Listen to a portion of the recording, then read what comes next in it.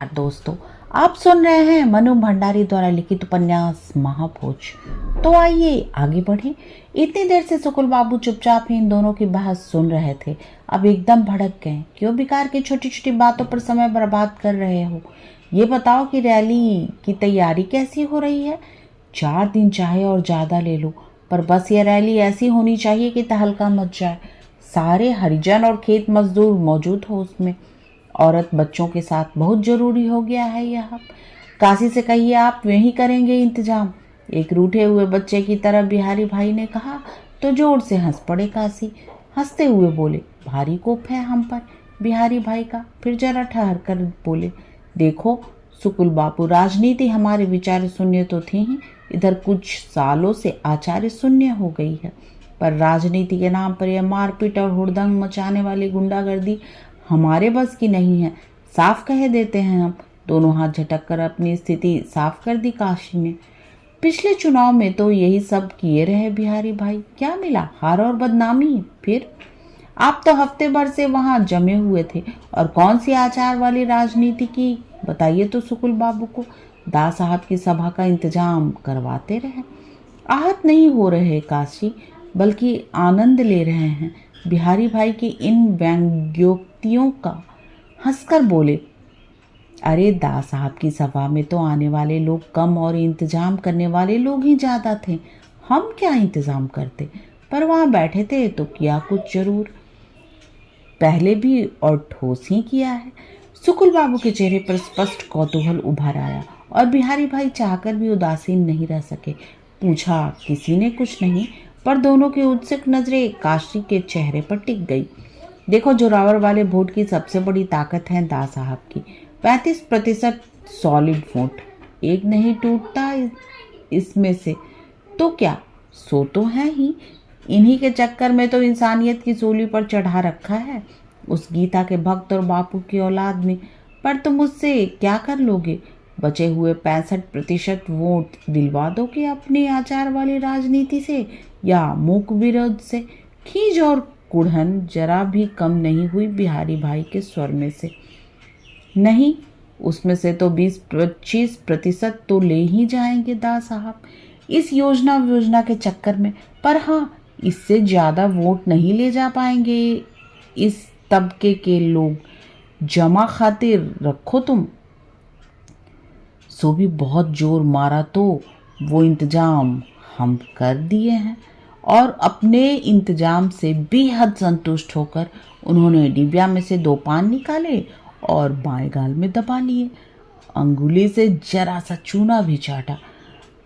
35 जमा 25 वाले सीधे से हिसाब के बाद जमा खातिर रखने के लिए बचा ही क्या था। सो बिहारी भाई ने शरीर फिर सोफे की पीठ से टिका दिया। लेकिन सुकुल बाबू समझ गए कि काशी के पास है जरूर कुछ कहने के लिए, पर अपनी आदत के अनुसार कहेगा टंगा टुंगा कर ही। उन्होंने स्वर में आदेश का पुट घोलते हुए इतना ही कहा, काशी, हमने जोरावर को तैयार कर लिया है खड़ा होने के लिए। आखिरी दिन अपना नामांकन पत्र भरेगा। एक धमाका सा करके पीठ थूकने के लिए काशी भीतर चले गए। सुकुल बाबू और बिहारी भाई अवाक। काशी की इस बात पर विश्वास नहीं किया जा सकता है भला। दास साहब के बूते पर जोरावर मनमानी करता है और जोरावर के बूते पर ही दास साहब अपने पांव के नीचे जमीन महसूस करते हैं। जोरावर विरोध में क्या खड़ा होगा भला? काशी लौट कर आए तो सुकुल बाबू ने पूछा, तुमने तैयार किया खड़ा होने के लिए? और हो गया? हो गया। हम खुद नहीं गए उसके पास, हमने तैयार करवाया। उसे मालूम नहीं कि इन 2 घटनाओं के बाद जान फंसी हुई है उसकी दास साहब की मुट्ठी में। समझाया उसे कि ये यही रहा तो जिंदगी भर गुलामी करनी पड़ेगी उसे दास साहब की। पैसा भी दो और अंगूठे के नीचे भी रहो। एक बार जीतकर विधानसभा में जा पहुंचा, फिर दास साहब को मुट्ठी में रखना। बस बात गले उतर गई उसके। फिर थोड़ा रुक कर बोले, जाट आदमी है, ऊपर से पैसे ने भेजे में गर्मी भर रखी है बुरी तरह। गुलामी करना तो दूर, गुलामी की बात भी रास नहीं आती उसे। फिर दास साहब की इस घरेलू वाली योजना से बहुत भड़का हुआ है। समझवा दिया उसे कि दास साहब जड़ काटने पर लगे हैं। जितना फायदा उठाना था उठा लिया तेरा। पूरी तरह विश्वास न होने पर भी दिमाग आंकड़ों में उलझ गया सुकुल बाबू का। स्थिति का नया नक्शा उभरने लगा, पर बिहारी भाई बिल्कुल तटस्थ ही है सारी स्थिति में। न विश्वास जम रहा है, न कोई नक्शा उभर रहा है। बस अब खेत खली मजदूरों और हरिजनों को अपनी तरफ करने का काम जोर शोर से करो। योजना का पैसा सरकार से ले और वोट हमको दे। पिछले चुनाव में जैसा हमारे साथ हुआ ठीक वैसा ही दा साहब के साथ करवा दो, इस बार हो भी जाएगा। यह योजना ठीक है, बाकी बड़ी निराशा है लोगों में। बड़े दुखी हैं लोग इस सरकार से। लोगों में फैली निराशा की बात से बड़ी आशा जागी सुकुल बाबू के मन में। उत्साहित होकर बोले, अब एक ऐसी रैली करवा दो जैसे इस प्रांत के इतिहास में न हुई हो। देखते रह जाएं दा साहब भी। पैसा पानी की तरफ ही बहाना पड़े तो कोई चिंता नहीं। सो काम बिहारी भाई का। पैसा दे देकर लोग जुटा देंगे ढेरों। आपके समय में इस काम की ट्रेनिंग बहुत अच्छी हुई है इनकी। किराए के लोगों की सभा रैलियां करवाने में माहिर हैं। पहली बार काशी ने भी जमाया बिहारी भाई को तो डपट दिया सुकुल बाबू ने। वे नहीं चाहते कि इस छोटी मोटी सी बातों को लेकर किसी तरह का मनमुटाव हो। इस समय जरूरत है, इस समय एक होकर और मिलकर काम करने की। बिहारी भाई को बढ़ावा देते हुए बोले, हाँ तो इसमें तो कोई शक नहीं। बिहारी भाई ने वो रैलियां और सभाएं करवाई हैं कि मैं खुद दंग रह गया। आज शाम को पार्टी मीटिंग है, सबके साथ मिलकर योजना बना डालो और जुट जाओ। वैसे प्रसार तो हो ही रहा है रैली का भी। बिंदा को फोड़ सको तो काम और आसान हो जाएगा। सुना है बीसू ने भी प्रमाण जुटाए थे आगजनी की घटना के। वे अब बिंदा के पास हैं, पर हाथ नहीं रखने देता ससुरा किसी को। खुदे भाग दौड़ कर रहा है इस केस के को फिर से खुलवाने के लिए। सुकुल बाबू सुन चुके हैं, वह इस बात की और कोशिश भी करवा चुके हैं भरपूर। बिंदा को तो बहुत आश्वासन भी दिया है, प्रमाण दे दे वे सब तरह की मदद करवाएंगे, पैसे से भी और दूसरी तरह से भी। विधानसभा में धज्जियां भी करवा देंगे और दिल्ली तक तहलका मचवा देंगे। पर वह तो किसी से सीधे मुंह बात भी नहीं करता, इसलिए काशी की बात सुनकर इतना ही कहा। मूर्ख है, अपना हित अहित नहीं मालूम उसको। मूर्ख नहीं है, हंसे काशी। हाँ, आपका हित जरूर नहीं जानता। तभी नौकर ने आकर सूचना दी कि खाना तैयार है। सबसे पहले काशी उठे और बिहारी भाई के पीछे जाकर उनके कंधे दबाकर बोले, चलो अब गर्मा गर्म भोजन के साथ रैली की बातचीत करते हैं। और कुछ चाहे हमसे न हो, हाँ एक पोस्टर लेकर जरूर बैठ जाएंगे ट्रक में और रास्ते भर नारा गुहारते रहेंगे। बिहारी भाई की उदासीनता गर्म भोजन से टूटी या कि बड़ी गर्मजोशी से हुई रैली की बातचीत की तैयारी से। पर वहां से निकलते समय वे ही अपनी पूरी फॉर्म में आ गए थे। आज सवेरे से ही थाने की बड़ी जोर शोर से सफाई हो रही थी। टीन की कुर्सियां हटाकर लकड़ी की कुर्सियां लगाई गई थीं।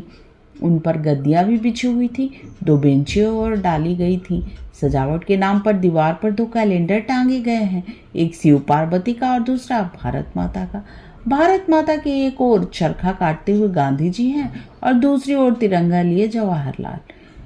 गांधी नेहरू को देश एक क्षण के लिए भी नहीं भूलता। चप्पे चप्पे में वे आपको विराजमान मिलेंगे, चाहे निर्जीव तस्वीरों के रूप में ही सही। थानेदार से लेकर चौकीदार तक सबकी कलफ लगी वर्दियां निकल आई हैं। वर्दी में लगे पीतल के बटन और बक्सुए ब्रासो लगाकर चमकाए गए हैं। सब एकदम लक तक चुस्त दुरुस्त। वैसे तो थाने के नाम पर है ही क्या, एक बरामदा, कोठरी नुमा 2 छोटे छोटे कमरे, पीछे आंगन कच्चा जिसके दूसरे सिरे पर सुरंग नुमा एक पतली लंबी सी कोठरी है, अंधेरे सीलन और बदबू से भरी हुई। 30 गांवों की शांति सुरक्षा का भार इस थाने पर है।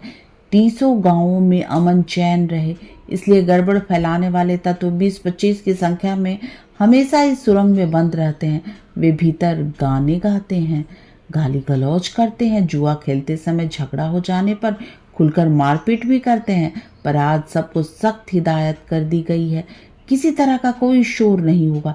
जो भी बोलेगा रात को बेद से उसकी धुनाई होगी। थाने के सामने जो कच्चा अहाता है वहां बाल्टी भर भर कर पानी का छिड़काव कर दिया गया है, जिससे धूल जम जाए, वरना जून की इस गर्मी में सारे दिन धूल धक्कड़ ही उड़ता रहता है। यहाँ के लोगों को तो आदत है, पर शहर के लोगों को तो परेशानी हो सकती है। डा साहब के खास आदेश पर एसपी सक्सेना आ रहे हैं। खास कचहरी बैठेगी, शायद 2-3 दिन लग जाएं। सबके बयान होंगे। फिर से गांव में खासी चर्चा है इस बात की। दा साहब कहकर गए थे कि बयान लेने के लिए किसी बड़े अफसर को भेजेंगे। अब जिसको जो कहना है कहे, डरने की कोई बात नहीं। सबकी बात सुनी जाएगी और उस पर गौर किया जाएगा। एसपी कोई मामूली आदमी नहीं, बहुत बहुत बड़ा अफसर होता है पुलिस का। बड़े अफसर की नज़र भी बड़ी पैनी ही होती होगी, सब भांप लेगा। अब बिसु की मौत की असलियत का पता लगेगा। पहले की तरह बात गोल गोल होकर नहीं रहेगी। पहले ऐसी खास कचहरी बैठी ही कब थी। इस बार तो दा साहब ने खुद आदेश दिया है। बात के सच्चे निकले दा साहब। ये नहीं कि कहने को तो कह दिया और बात आई गई हो गई, कहा तो करके भी दिखा दिया। लोगों के मन में बड़ा आदर जाग रहा है दा साहब के लिए, वरना गरीबों के लिए कौन इतना सोचता है। आज के लिए बस इतना ही। तब तक के लिए आज्ञा दीजिए। चैनल को लाइक, शेयर और सब्सक्राइब करना ना भूलें।